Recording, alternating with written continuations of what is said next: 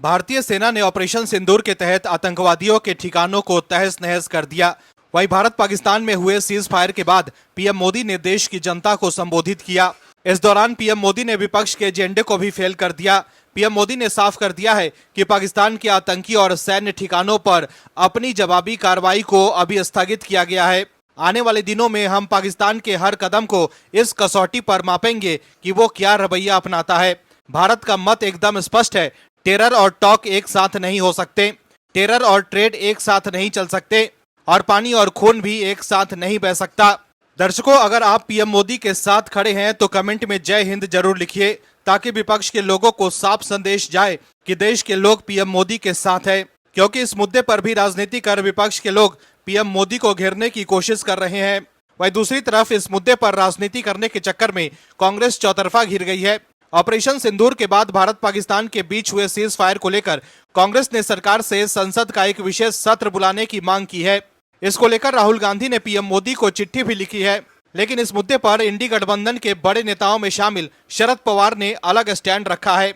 राहुल गांधी और कांग्रेस को झटका देते हुए शरद पवार ने कहा है कि मैं संसद का विशेष सत्र बुलाने के खिलाफ नहीं हूं, लेकिन ये एक संवेदनशील और गंभीर मुद्दा है। पवार ने कहा कि संसद में इस तरह के गंभीर मुद्दे पर चर्चा संभव नहीं है। ऐसी परिस्थिति में राष्ट्र हित के लिए जानकारी को गोपनीय रखना जरूरी है। विशेष सत्र बुलाने के बजाय बेहतर होगा कि हम सब एक साथ सर्वदलीय बैठक करें। वहीं भारत और पाकिस्तान के बीच सीज फायर की घोषणा होते ही एक तबका बीजेपी की केंद्र सरकार और प्रधानमंत्री मोदी के प्रति नाराजगी प्रकट करने लगा था। कांग्रेस की तरफ से 1971 की जंग और तत्कालीन प्रधानमंत्री इंदिरा गांधी को आयरन लेडी के रूप में सोशल मीडिया पर पेश किया जाने लगा। लेकिन इस मुद्दे पर कांग्रेस के भीतर से ही आवाज उठने लगी और पार्टी के नेता शशि थरूर पीएम मोदी के समर्थन में आ गए। इसके अलावा भी कांग्रेस के दूसरे नेता पीएम मोदी की तारीफ करने लगे। वही कांग्रेस सांसद शशि थरूर ने 1971 और 2025 की परिस्थितियों में फर्क समझाया, जिसके बाद कांग्रेस की खूब फजीहत हुई। इस खबर में आगे आपको बताएंगे सब कुछ डिटेल में, तो बने रहिए हमारे साथ अंत तक और देखिए हमारी ये खास रिपोर्ट। साथ ही आप दर्शकों से विनम्र निवेदन है कि अगर अब तक आपने चैनल को सब्सक्राइब नहीं किया है तो अभी कर लीजिए। पहलगाम हमले के 13 दिन बाद भारत ने ऑपरेशन सिंदूर के तहत पाकिस्तान में आतंकी संगठनों के 9 बड़े ठिकानों को हवाई हमला करके नेस्तनाबूद कर दिया। वहीं हमारे डिफेंस सिस्टम ने पाकिस्तानी ड्रोन्स और मिसाइल को मार गिराया। जवाबी कार्रवाई में भारत ने पाकिस्तान के 11 एयरबेस तबाह कर दिए। एक न्यूक्लियर देश के खिलाफ ये सबसे बड़ी कार्रवाई मानी जा रही है, जो भारत ने करके दिखा दिया है। पूरी दुनिया में भारत का डंका बज रहा है। भारतीय सेना लगातार प्रेस कॉन्फ्रेंस कर लोगों को हालात के बारे में जानकारी दे रही है। भारतीय सेना ने सोमवार को भी प्रेस कॉन्फ्रेंस में पाकिस्तान को कड़ा संदेश दिया। सेना ने पाकिस्तान और पीओके में आतंकी ठिकानों पर ऑपरेशन सिंदूर के बाद लगातार दूसरे दिन प्रेस कॉन्फ्रेंस की। एयर मार्शल अवधेश कुमार भारती ने कहा कि हमारी लड़ाई आतंकवादियों से है, पाकिस्तानी सेना से नहीं। वहीं लेफ्टिनेंट जनरल घई ने बताया कि भारतीय सेना ने पाकिस्तान और पीओके में आतंकी ठिकानों को निशाना बनाया, जिसमें दुश्मनों को भारी नुकसान हुआ। ऑपरेशन सिंदूर में 7 मई को सीमा पार 9 ठिकानों को टारगेट किया गया, जिसमें 100 आतंकवादी मारे गए। इसमें पुलवामा अटैक में शामिल आतंकी भी थे। पाकिस्तान ने ड्रोन और मिसाइलों से हमले की कोशिश की, जिसे नाकाम कर दिया गया। जवाबी कार्रवाई में पाकिस्तानी सेना के 35 से 40 सैनिक मारे गए। लेकिन दर्शकों, फिर भी देश के भीतर कुछ लोग पाकिस्तान की भाषा बोल रहे हैं और सेना के मनोबल को कम करने की कोशिश कर रहे हैं। वहीं अब नेहा सिंह राठौर ने जो गीत गाया है, उससे लोग काफी हैरान हैं।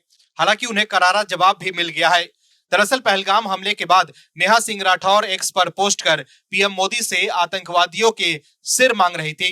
ऑपरेशन सिंदूर से पहले नेहा ने एक्स पर लिखा था कि तो क्या अब मान लिया जाए कि पाकिस्तान इस बार भी बच गया। देश का बदला कब पूरा होगा मोदी जी, देश आतंकवादियों के कटे सिर मांग रहा है। वही ऑपरेशन सिंदूर के बाद जब भारत और पाकिस्तान के बीच लड़ाई शुरू हुई तो नेहा सिंह राठौर ने पोस्ट कर लिखा कि लाशें भारत और पाकिस्तान में गिर रही है, हथियार यूरोप वालों के बिक रहे हैं, बताओ युद्ध कौन जीत रहा है, हैशटैग से नो टू वार। वहीं अब सीज फायर होने के बाद वो पीएम मोदी पर तंज कस रही है। हालांकि नेहा ने पीएम मोदी का नाम तो नहीं लिया है, लेकिन उन्होंने एक्स पर अपना एक वीडियो पोस्ट किया है और लिखा है चौकीदार कायरबा। वीडियो में नेहा ने जो गीत गाया है उसके बोल हैं चौकीदार कायरबा। दर्शकों, भारत और पाकिस्तान के बीच जारी विवाद के बीच इस तरह से अपने ही देश के प्रधानमंत्री को कायर कहना काफी हैरान करने वाला है। पाकिस्तान भी दावा कर रहा है कि उसकी जीत हुई है। पाकिस्तान झूठ बोलकर और फेक वीडियो शेयर कर भारत को नीचा दिखाने का काम कर रहा है, लेकिन अपने ही देश के लोग जब पाकिस्तान की भाषा बोलने लगे तो काफी तकलीफ होती है। वही सेना के अधिकारी लगातार प्रेस कॉन्फ्रेंस कर बता रहे हैं कि हमने पाकिस्तान को काफी नुकसान पहुंचाया है और आगे भी पाकिस्तान को करारा जवाब देने के लिए तैयार हैं। लेकिन फिर भी नेहा द्वारा कथित तौर पर पीएम मोदी को कायर कहना काफी चौंकाने वाला है।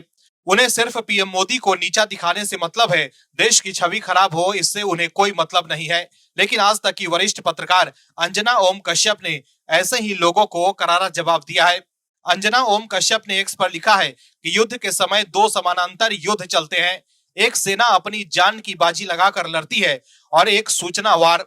जिहादी जनरल मौलाना मुनीर आज तक के वीडियो को काट छाट कर दिखा रहा है। उसकी पोल हम खोल रहे हैं, पर गिला तो उनसे है जो देश में रहकर पाक प्रोपेगेंडा के लिए लड़ रहे हैं, अपनों से गाली गलौज कर रहे हैं, कभी पाक के सस्ते स्पूफ फैलाकर तो कभी अपने देश का मजाक उड़ाकर। मुनीर का मुखौटा मत बनिए। सच्चाई सिर्फ ये है कि भारतीय सेना ने पाकिस्तान को धूल चटाई है। एक देश एक आवाज, जय हिंद। वहीं नेहा सिंह राठौर को सोशल मीडिया पर यूजर्स ने भी करारा जवाब दिया है। नेहा के पुराने पोस्ट के स्क्रीनशॉट शेयर कर लोग उनसे पूछ रहे हैं कि आप कितने कंफ्यूज हो। नेहा सिंह राठौर को जवाब देते हुए नीतीश नाम के एक यूजर ने लिखा है कि कभी युद्ध चाहिए, कभी नो वार की माला। फिर जब सरकार ने बिना गोली बंदूक के दुश्मन को झुका दिया तो कायर चौकीदार की राग पर उतर आई। दरअसल विरोध करना इनकी आदत है, मगर अब वो आदत बीमारी बन चुकी है। सरकार से बैर में इन्हें इतना अंधापन आ गया है कि अब देश की सेना उसके शौर्य और पराक्रम पर भी कीचड़ उछालने से गुरेज नहीं।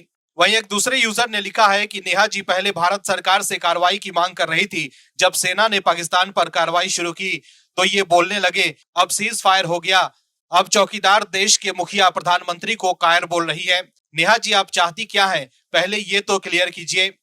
पीएम मोदी ने एक बार फिर दुनिया को भारत की ताकत दिखा दी। भारत ने ऑपरेशन सिंदूर के तहत न सिर्फ पाकिस्तान को उसके घर में घुसकर मारा है, बल्कि ऐसा सबक सिखाया कि आगे वो कोई भी हिमाकत करने से पहले 100 बार सोचेगा। पाकिस्तान और पीओके में आतंकी ठिकानों को तबाह करने के लिए भारत ने एयर स्ट्राइक की और इसके बाद भी पाकिस्तान नहीं माना तो जवाबी कार्रवाई करते हुए उसके अहम सैन्य ठिकानों को तबाह कर दिया। दर्शकों, इस कार्रवाई को लेकर पूरा देश सरकार के साथ खड़ा है। जो सरकार का हुक्म होगा, देश के लिए भला होगा, वो देश मानेगा। लेकिन अब सीज फायर को लेकर समझौते पर विपक्ष के नेता जमकर राजनीति कर रहे हैं। लेकिन सुप्रीम कोर्ट के भावी मुख्य न्यायाधीश महोदय ने कह दिया है कि हम भी सरकार के साथ हैं। दर्शकों, जो विपक्ष इस पूरे मुद्दे पर राजनीति करना चाहता था, उसको भी सुप्रीम कोर्ट ने बता दिया कि जी हम देश से अलग नहीं हैं, हम भी देश के साथ हैं और देश से अलग नहीं। दर्शकों, ये वक्त मुसीबत से लड़ने का है, आपस में लड़ने का नहीं। इस मुद्दे पर राजनीति कर रहे विपक्ष को देश के होने वाले पहले बौद्ध चीफ जस्टिस ऑफ इंडिया ने करारा जवाब दिया। जस्टिस BR गवई ने कहा है कि वो पहले बौद्ध होंगे जो चीफ जस्टिस बनेंगे। इस दौरान उन्होंने ये भी कहा है कि अब भी संयोग की बात है कि बुद्ध पूर्णिमा के अगले ही दिन वो शपथ ले रहे हैं। भारत के भावी चीफ जस्टिस BR गवई ने पहलगाम आतंकवादी हमले पर कहा कि जब देश संकट में हो तो सुप्रीम कोर्ट उससे अलग नहीं रह सकता और हम भी इस देश का हिस्सा हैं। मीडिया कर्मियों से बातचीत के दौरान उन्होंने ये बात कही। मीडिया कर्मियों से बातचीत पर जस्टिस गवई ने ये कहा कि देश इस संकट में खड़ा है एक साथ, तब सुप्रीम कोर्ट अलग नहीं हो सकता, हम भी देश का हिस्सा हैं। ये बात भारत के भावी मुख्य न्यायाधीश न्यायमूर्ति भूषण राम कृष्ण गवई ने पहलगाम आतंकवादी हमले में पूछे गए एक सवाल पर कही, जिसमें 26 लोगों की जान चली गई थी। उन्होंने कहा कि जब हमें इस घटना के बारे में पता चला तो हम स्तब्ध रह गए। चूंकि चीफ जस्टिस देश में नहीं थे, इसीलिए उनकी अनुमति लेने के बाद मैंने पूर्ण न्यायालय की बैठक बुलाई। बैठक के बाद हमने तुरंत हमले के पीड़ितों को श्रद्धांजलि देने के लिए 2 मिनट का मौन रखने की घोषणा की। ये पहली बार था जब सुप्रीम कोर्ट ने पहलगाम आतंकवादी हमले की निंदा की और पीड़ितों की याद में मौन रखा। परंपरागत रूप से सर्वोच्च न्यायालय हर साल 30 जनवरी को महात्मा गांधी की पुण्यतिथि पर 2 मिनट का मौन रखता है। भारत और पाकिस्तान के बीच संघर्ष विराम यानी सीज फायर पर विपक्ष के लोग जमकर राजनीति कर रहे हैं। कांग्रेस के नेता कह रहे हैं कि मोदी सरकार अमेरिका और ट्रंप के आगे झुक गई। कांग्रेस के नेता सोशल मीडिया पर इंदिरा गांधी की तस्वीर शेयर कर रहे हैं कि इंदिरा गांधी अमेरिका के आगे नहीं झुकी थी और पाकिस्तान के 2 टुकड़े कर दिए थे। लेकिन सवाल यह है कि ऑपरेशन सिंदूर पर कांग्रेस के लोग पीएम मोदी की जगह सेना को श्रेय दे रहे हैं, लेकिन 1971 में पाकिस्तान के 2 टुकड़े होने पर वो लोग सेना की जगह इंदिरा गांधी को श्रेय दे रहे थे। लेकिन कांग्रेस को ये नहीं भूलना चाहिए कि उस वक्त भी सेना ने ही लड़ाई लड़ी थी और इस वक्त भी सेना ही लड़ रही है। सीज फायर को लेकर जहां विपक्ष और कांग्रेस के नेता मोदी सरकार पर निशाना साध रहे हैं और कह रहे हैं कि सरकार अमेरिका के आगे झुक गई, लेकिन सीज फायर पर न्यायमूर्ति गवई ने कहा कि युद्ध से किसी को भी लाभ नहीं होता, संघर्ष विराम अच्छा होता है। उन्होंने रूस और यूक्रेन, साथ ही इजराइल और गाजा के बीच चल रहे युद्धों का उदाहरण देते हुए कहा कि युद्ध के क्या विनाश हो सकते हैं, क्या परिणाम हो सकते हैं, हम सभी देख रहे हैं। 3 साल से हम यूक्रेन युद्ध देख रहे हैं। 50,000 से ज्यादा लोग मारे जा चुके हैं। गाजा के संघर्ष में इससे भी ज्यादा हताहत हुए हैं। एक देश का नागरिक होने के नाते सभी चिंतित होते हैं। जो भी होता है वो सबके साथ होता है। वहीं कपिल सिब्बल ने ये कहा कि भारतीय सेना ने आतंकवादियों को मुंहतोड़ जवाब दिया। सेना ने आतंकी ठिकानों पर सटीक हमला किया। पूरा देश सेना के साथ है और हम उन्हें सलाम कर रहे हैं। लेकिन सवाल ये उठता है कि ये सीज फायर हुआ कैसे? सिब्बल ने कहा कि अब जब सीज फायर हो गया है तो सरकार को जल्द से जल्द संसद का विशेष सत्र बुलाना चाहिए। देश में जो माहौल है उसमें संसद का सत्र बुलाना जरूरी। दर्शकों, कपिल सिब्बल और विपक्ष के लोग सीज फायर पर सवाल उठा रहे हैं, लेकिन देश में होने वाले सीजीआई ने साफ साफ कह दिया है कि संघर्ष विराम अच्छा होता है। दर्शकों, समझने वाली बात यह है कि देश इस समय सेना के शौर्य और पराक्रम को नतमस्तक होकर नमन कर रहा है। कांग्रेस में सब कुछ ठीक नहीं है। कांग्रेस पार्टी किसी भी मुद्दे पर एकजुट नहीं दिख रही। राहुल गांधी पार्टी को एकजुट नहीं रख पा रहे। गांधी परिवार के करीबी नेता तो राहुल के साथ हर मुद्दे पर मोदी सरकार और बीजेपी के खिलाफ दिखते हैं, लेकिन पार्टी में कुछ ऐसे भी वरिष्ठ नेता हैं जो सच के साथ खड़े रहते हैं और वो कांग्रेस की चिंता बढ़ा देते हैं। दर्शकों, आने वाले दिनों में हो सकता है कि कांग्रेस के कई नेता मोदी सरकार के प्रेम और उनके साहस और सैन्य समझदारी के फैसलों के कसीदे पढ़ें। दर्शकों, होने को तो ये भी हो सकता है कि कांग्रेस के भीतर से ही आवाज आने लगे कि भाई मोदी जैसा कोई नहीं है। अभी तक तो शशि थरूर ही मोदी का महिमा मंडन कर रहे थे। अब तो वो नेता भी करने लगे हैं जिनको पीएम मोदी ने आते ही जेल भेज दिया था, जिनके बेटे और खुद उन पर भ्रष्टाचार के तमाम केस चल रहे हैं, लेकिन वो भी पाकिस्तान के खिलाफ की गई भारत की सैन्य कार्रवाई के मुरीद हो गए हैं और कहने लगे हैं कि पीएम हो तो मोदी जैसा ही हो। दर्शकों, भारत ने ऑपरेशन सिंदूर के जरिए पाकिस्तान को करारा जवाब दिया। पहलगाम हमले के बाद भारत सरकार पर बदला लेने का दबाव था, लेकिन भारत और पाकिस्तान के बीच युद्ध की संभावना कम थी। दरअसल पीएम मोदी ने रूस यूक्रेन युद्ध के दौरान कहा था, ये युद्ध का युग नहीं है। इस बयान की पूरी दुनिया ने सराहना भी की थी। भारत ने सोच समझकर सैन्य कार्रवाई की और पाकिस्तान में आतंकवादी ठिकानों को निशाना बनाया। पाकिस्तान से हुए सीज फायर के बीच अब पीएम मोदी की नीतियों की जमकर तारीफ हो रही है। कांग्रेस नेता पी चिदम्बरम ने भी पीएम मोदी की युद्ध नीति की तारीफ की है। इंडियन एक्सप्रेस में अपने लेख में चिदम्बरम ने लिखा है कि पहलगाम में हुए आतंकी हमले के बाद भारत के सामने एक बड़ी चुनौती थी, कैसे जवाब दिया जाए। कुछ लोग चाहते थे कि भारत तुरंत पाकिस्तान पर हमला कर दे, वो बदला लेना चाहते थे, लेकिन बहुत कम लोगों को यह एहसास था कि भारत और पाकिस्तान के बीच युद्ध नहीं हो सकता। पीएम मोदी ने पहले ही रूस यूक्रेन युद्ध के दौरान हस्तक्षेप किया था। 16 सितंबर 2022 को उन्होंने रूस के राष्ट्रपति पुतिन से कहा था कि ये युद्ध का युग नहीं है। मोदी के इस बयान की पूरी दुनिया में काफी तारीफ हुई थी। भारत में उन्हें एक महान नेता और शांतिदूत माना गया। कई देशों ने भारत को युद्ध से बचने की सलाह दी। युद्ध न करने के कई कारण भी थे। पहला, रूस यूक्रेन और इजराइल हमास युद्ध से अलग भारत और पाकिस्तान दोनों के पास परमाणु हथियार हैं। दूसरा, दुनिया अब युद्ध को बर्दाश्त नहीं कर सकती। यूक्रेन में 13,000 और गजा में 50,000 से ज्यादा लोग मारे जा चुके हैं। रूस और इजराइल में भी सैकड़ों लोग मारे गए हैं। दो परमाणु शक्तियों के बीच युद्ध दुनिया की अर्थव्यवस्था को बर्बाद कर सकता था। चिदम्बरम ने लिखा है कि पीएम मोदी ने इन बातों को समझा। उन्होंने सोच समझकर सीमित सैन्य कार्रवाई का फैसला किया। 7 मई 2025 को भारतीय सेना ने पाकिस्तान और पीओके में 9 ठिकानों पर मिसाइलों और ड्रोन से हमला किया। माना जाता है कि इन हमलों में आतंकवादी समूहों के बुनियादी ढांचों को नष्ट कर दिया गया। ये कार्रवाई सीमित थी और इसका मकसद पूरा हो चुका है। ये एक पीड़ित देश का उचित जवाब था। भारत ने पाकिस्तान को मुश्किलों में डाल दिया।